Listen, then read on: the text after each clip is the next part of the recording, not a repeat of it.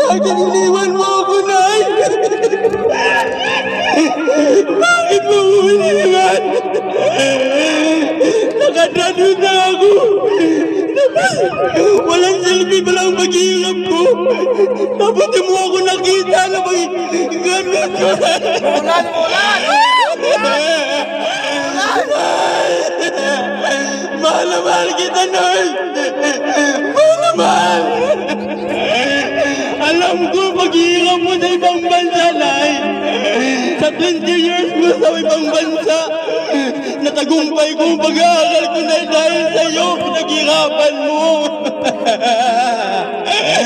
Nanay! Shoutout dyan sa mga anak na sa Pilipinas, ha? Huwag mong pabayaan yung pag-aaral. Ang paghihirap ng magulang dito sa ibang bansa para sa inyo. May kasabihan niya, ang pag-aaral ay kayamanan ng mga bata. Dahil sa nila ay naghihirap dito sa ibang bansa. Enjoy lang at huwag mong pabayaan ang pag-aaral. Thank you sa ating lahat. Mabuhay mo. Yes! Yeah! Thank you. Good vibes lang. Salamat. Nice one. Thank you for showing tonight.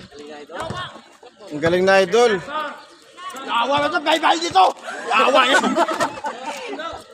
Tinonto. Ay! Balik mo ko, guys! Tinonto to yan.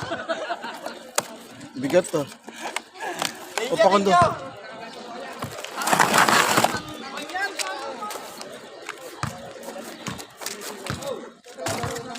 Yan, nakaka-touch yung ginawa ni Kuya Pakondo. Grabe, kung mapanood nyo to yung video nito, sigurado kayo mag-like lang kayo at saka share dito yung video nito.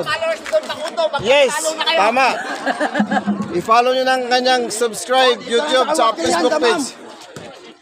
Ang ganda, sana mag-like. Huwag nyo kalimutan i-share yung kanyang video, napakaganda. Kasunod, Pasilio, Chris Benasad. Grabe, nakaka-touch yung kanyang ano.